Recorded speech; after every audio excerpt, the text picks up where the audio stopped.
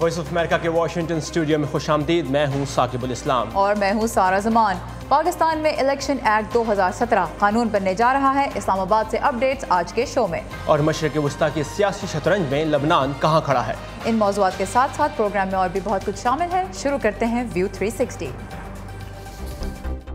क्या सऊदी अरब मशरक़ वस्ता को मजीद अदम इस्तेहकाम की जानिब धकेल रहा है? This will lead many to wonder, are their Saudi partners safe?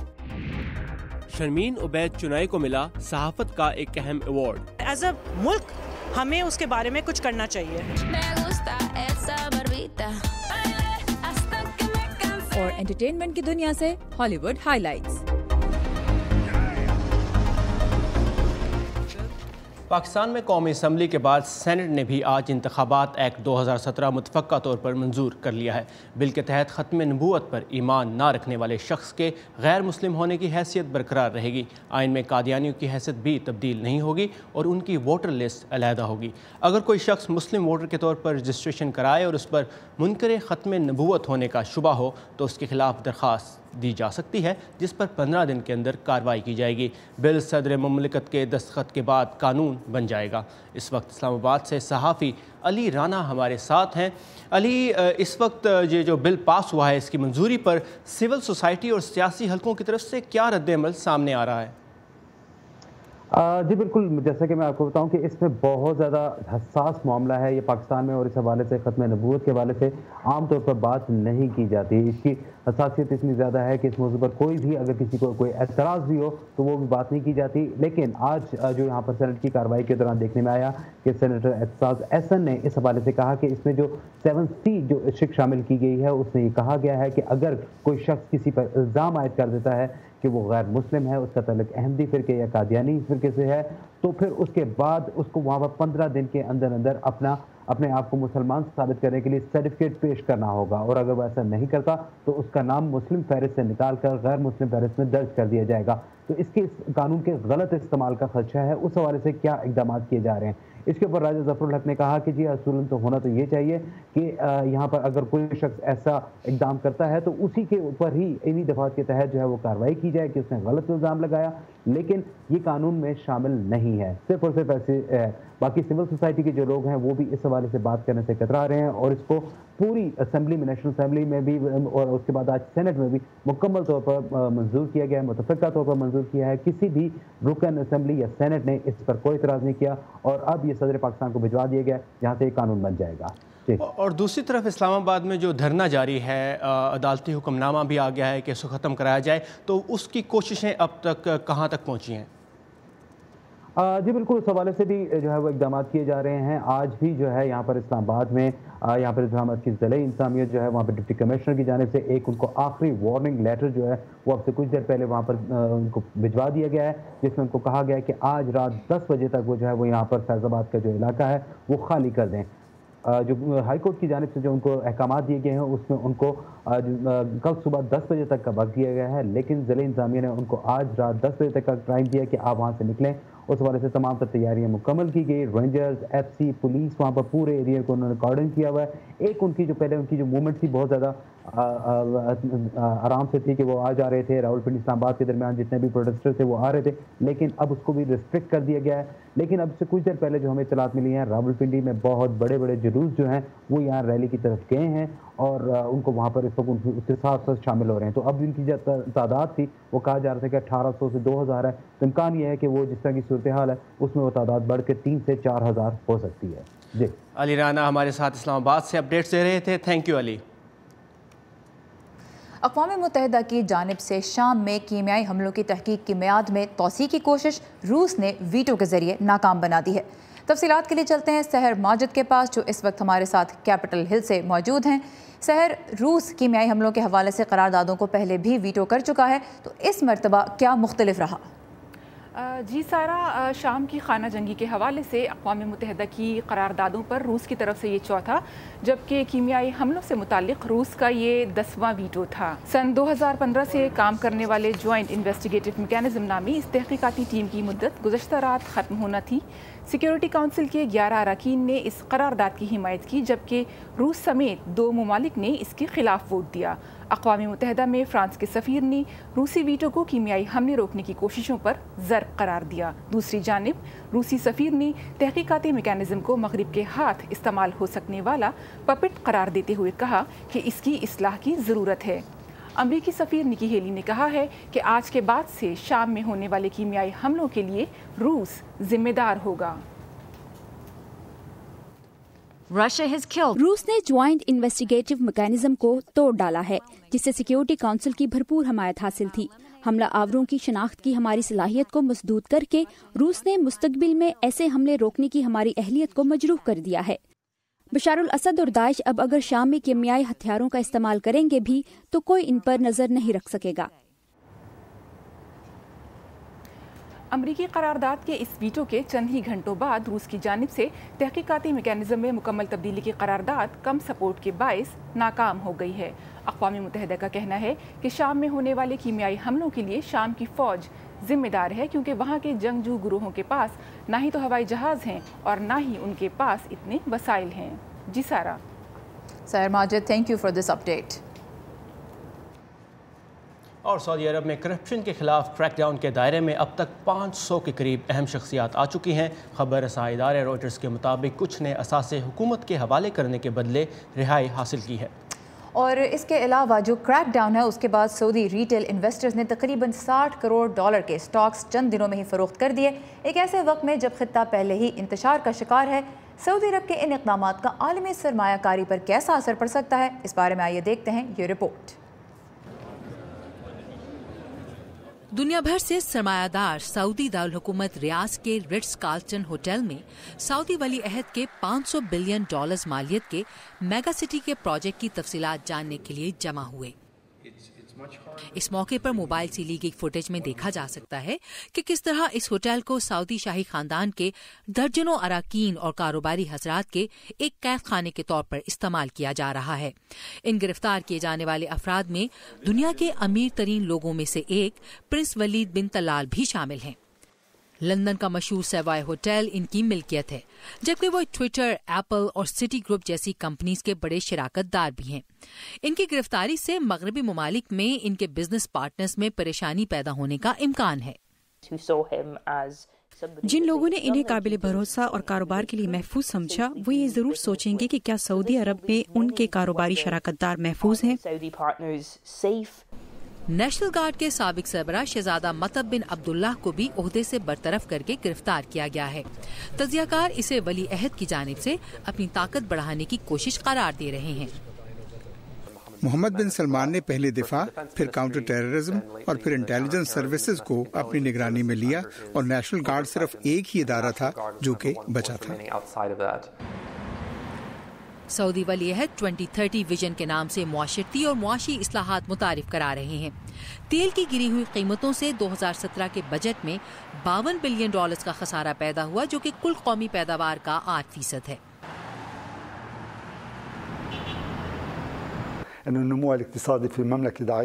इक्तिसादी नमू काफ़ी कमज़ोर है और रियासत की मईशत तेल की इकॉनमी से सरमायाकारी की इकॉनमी में तब्दील हो रही है, और सरमायाकारी की मईशत के चंद अहम तरीन बुनियादी असूलों में शफाफियत, वजाहत, गुड गवर्नेंस और करप्शन का मुकाबला शामिल है। अगरचे अमरीकी सदर सऊदी वली अहद के करप्शन पर क्रैकडाउन की ट्विटर के जरिए तारीफ कर चुके हैं, तज्जियाकारों के मुताबिक अमरीकी महकमा खारजा और फौज में खित्ते में पाई जाने वाली गैर यकीनी सूरत हाल के हवाले से खदशात मौजूद हैं। दूसरी जानिब लबनान के वज़ीर-ए-आज़म साद हरीरी को सऊदी दारुल हुकूमत रियाद आकर इस्तीफ़ा दिए 2 हफ्ते हो चुके हैं। लबनान की क़यादत को खदशा है कि हरीरी सऊदी अरब में नज़रबंद हैं, ताहम वो आइंदा 24 घंटों के दौरान फ्रांस भी पहुँच सकते हैं। सऊदी अरब ने लबनान में सरगर्म ईरान की हिमायत याफ्ता तंजीम हिज़्बुल्लाह पर उसके खिलाफ ऐलान जंग करने का इल्ज़ाम भी आयद किया है। तो ईरान का असर रसूख कम करने की इन कोशिशों के क्या नताइज हो सकते हैं, इस पर हम बात करेंगे वाशिंगटन में जॉन्स हॉपकिंस यूनिवर्सिटी के school of advance international studies से मुंसलिक स्कॉलर डैनियल सर्वर से। Daniel Serwer, welcome to view 360. Saad Hariri is a Saudi ally, and if Saudi Arab wants to weaken Hezbollah's position in the region, how can that goal be achieved by getting Saad Hariri to resign?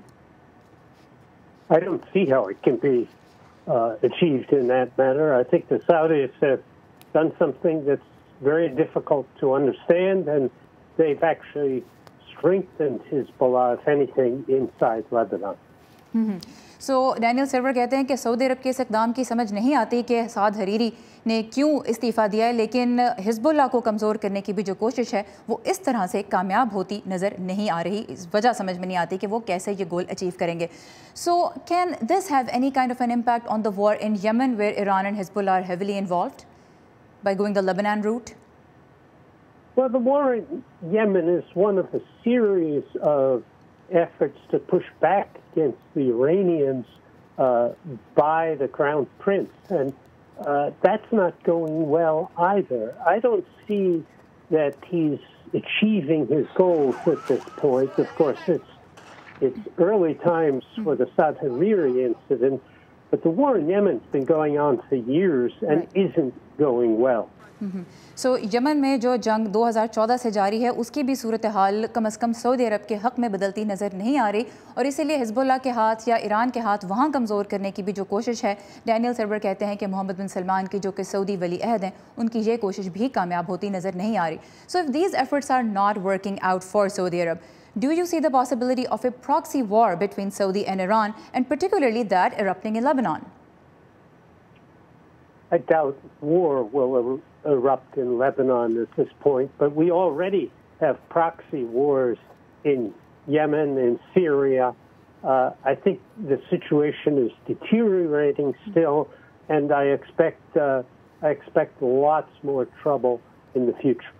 But particularly in which part do you expect a lot more trouble to erupt? Well, it's extremely difficult to predict. Yemen is in a disastrous humanitarian state, so predicting trouble there is very, very easy.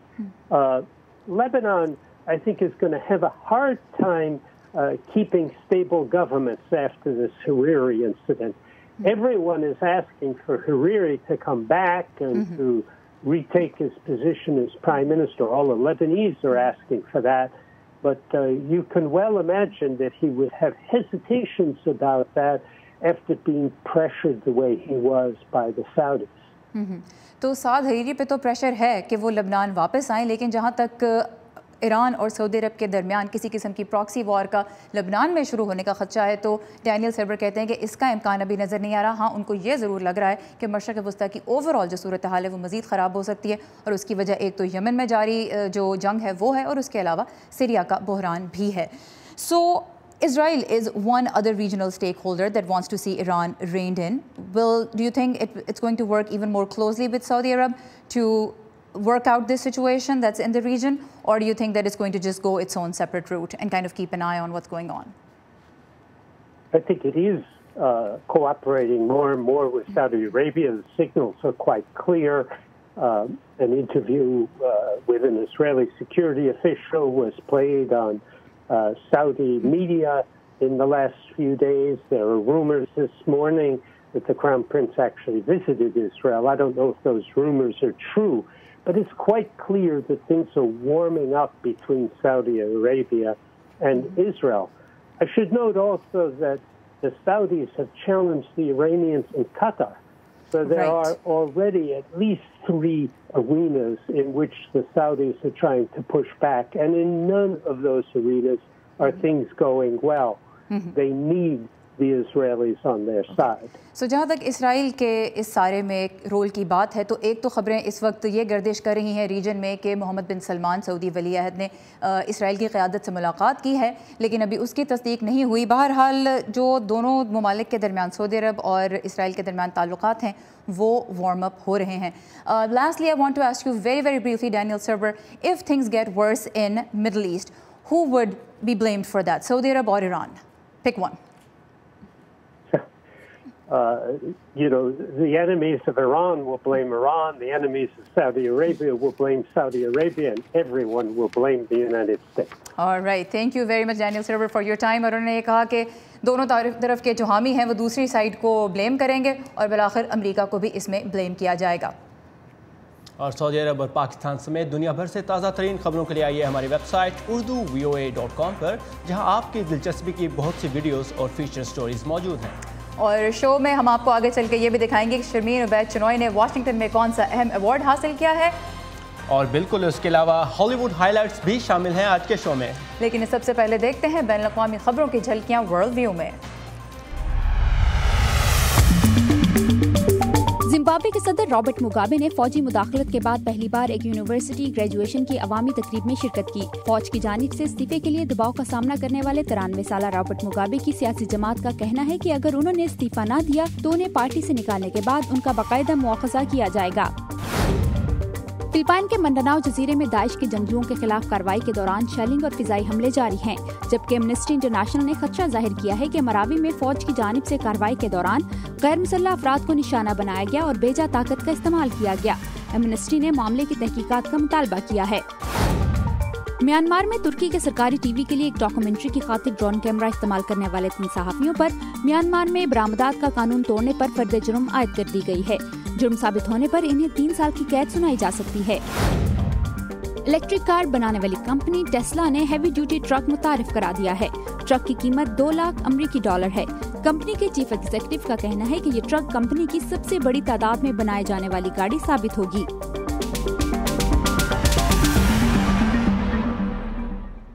دو مرتبہ Oscar award جیتنے والی documentary film maker Sharmeen Obaid Chinoy نے international centre for journalist کا Knight journalism award اپنے نام کیا ہے. یہ بین الاقوامی اعزاز بے مثال لگن اور ہمت کا مظاہرہ کرنے والے صحافیوں کو دیا جاتا ہے. مزید تفصیلات وردہ خلیل سے.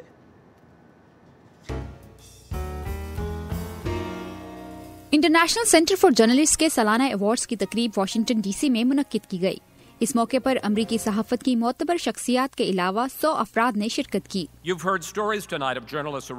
تقریب میں اپنے کام کے ذریعے دنیا بھر میں لوگوں کی زندگیوں پر اثر چھوڑنے والے جن صحافیوں کو the night international journalism award سے نوازا گیا ان میں پاکستان سے شرمین عبید چنوئی اور شامی صحافی کرم المصری شامل ہیں.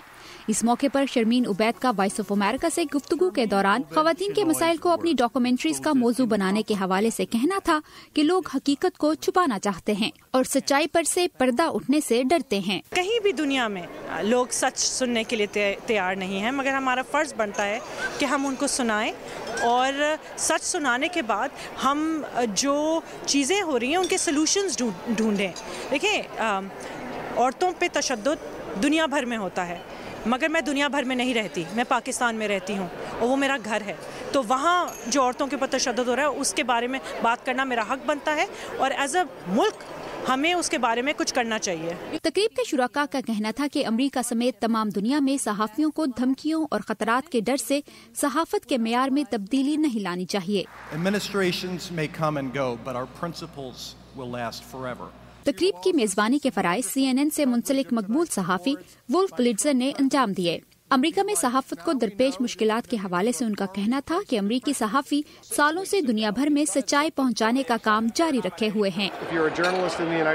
خدا کا شکر ہے کہ امریکہ میں اچھے صحافی ہیں جو نہ صرف امریکہ بلکہ پوری دنیا میں عوام تک سچائی پہنچا رہے ہیں. امریکہ میں لوگوں تک سچی بات پہنچانے کے عمل میں کسی نئے طریقہ کار کی ضرورت نہیں. ہم ہمیشہ سے پوری ذمہ داری اور سچائی کے ساتھ لوگوں تک خبر پہنچاتے رہے ہیں. یہ طریقہ کار ہمیشہ مؤثر رہا ہے اور آئندہ بھی رہے گا. نائٹ جرنلزم ایوارڈ حاصل کرنے والوں میں جنگ کے دوران شام کے شہر الیپو سے رپورٹنگ کرنے والے کرم المصری بھی شامل تھے. وہ سب تصاویر جو میں نے وہاں لیں وہ آج بھی میرے ذہن میں تازہ ہیں. کچھ لوگ کہیں گے کہ اس کی رپورٹنگ نے کوئی اثر نہیں چھوڑا کیونکہ اس سے شامی عوام کی تکلیف میں کمی نہیں آئی، لیکن میرا یقین ہے کہ ان تصاویر کے بغیر شام کی حکومت شام میں شہر کے شہر تباہ کر دیتی اور کیمیائی ہتھیاروں کا استعمال کرتی رہتی اور دنیا میں کسی کو پتہ بھی نہ چلتا. شام کے جنگ زدہ علاقے میں اپنی زندگی کی بازی لگا کر سچائی کی تصویر کشی کرنے والے کرم المصری آئندہ بھی دنیا کو سچائی کی تصویر دکھانے کے لیے پرعزم ہے. وردہ خلیل، اردو VOA، واشنگٹن. اور اگر آپ کو مزید انسپریشن کی ضرورت ہے تو اب جس شخص سے ہم آپ کی ملاقات کروانے جا رہے ہیں وہ تو اس کی بہترین مثال ہے. بالکل سارا، عبدالکریم جو دونوں بازوؤں سے محروم ہونے کے باوجود نقشے بنانے کا کام کرتے ہیں، اور وہ یہ سب کیسے کرتے ہیں آئیے دیکھتے ہیں. ان اللہ ملائکۃ یصلون علی النبی برقیہ پاکستان تربیتیہ ختمہ فرما. دونوں ہاتھوں سے محروم ہیں مگر محتاج نہیں. یہ ہیں کراچی کے 50 سالہ عبدالکریم جن کے دونوں ہاتھ پیدائشی طور پر نہیں ہیں. لیکن خدا نے انہیں جیسا بنایا اس پر ہمیشہ یہ اس کے شکر گزار رہے۔ والشمس تجری لمستقر اللہ ذالک تقدیر العزیز العلیم۔ منہ دھونا ہو، شیو کرنی ہو، سوئچ آن کرنا ہو، کھانا کھانا ہو، کپڑوں پر استری کرنی ہو یا موبائل پر بات، عبدالکریم اپنے پیروں سے ہر وہ کام کرتے ہیں جو ہاتھ رکھنے والا انسان کر سکتا ہے۔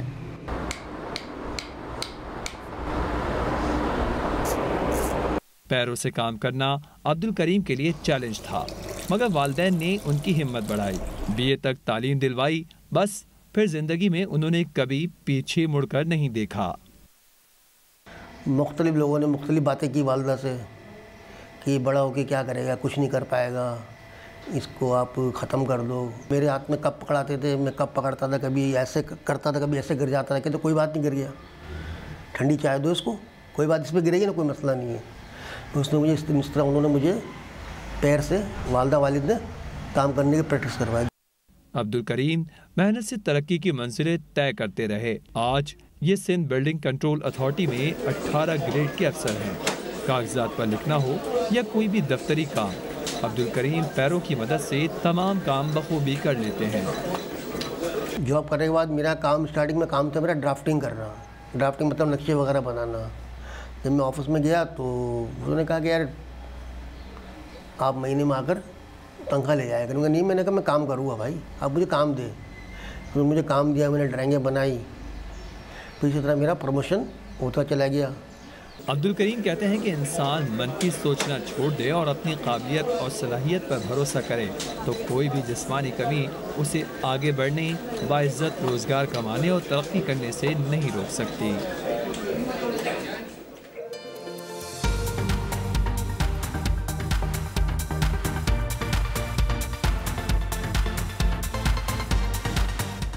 اور جانے سے پہلے ہر جمعے کی طرح آج بھی ہم آپ کے لیے لے کر آئے ہیں ہالی ووڈ ہائی لائٹس۔ بالکل، تو دیکھتے ہیں اس ہفتے انٹرٹینمنٹ کی دنیا میں کیا نیا ہوا۔ ڈزنی پکسار کی اپنی فلموں میں ہر رنگ اور نسل کے کیریکٹر متعارف کرنے کی کوشش خوب رنگ لا رہی ہے۔ لاٹینو کلچر پر مبنی فلم کوکو میکسیکو کے باکس آفس پر چھائی ہوئی ہے۔ فلم نے 3 ہفتوں میں $4.5 کروڑ کا بزنس کر کے مارول کی دی ایونجرز کو بھی پیچھے چھوڑ دیا۔ Never name a street dog. They'll follow you forever. Now, go get my shoe. یہ اینیمیٹڈ کامیڈی کہانی ہے ایک 12 سال کے بچے کی جو میوزیشین بننا چاہتا ہے۔ امریکہ میں کوکو ریلیز ہو رہی ہے 22 نومبر کو۔ پاپ سٹار شکیرا کے فینس کو ملی ایک بری خبر۔ ہپسٹون لائک کی سنگر اپنے ایل ڈوراڈو ورلڈ ٹور پر لگا رہی ہیں بریک، کیونکہ ان کا گلا اس قدر خراب ہو چکا ہے کہ گانے سے اسے ہمیشہ کے لیے نقصان ہو سکتا ہے۔ شکیرا نے ٹویٹر پر اپنے فین سے مانگی معافی اور بتایا کہ ٹور ہوگا اب اگلے سال تاکہ وہ اپنی آواز کا خیال رکھ سکیں۔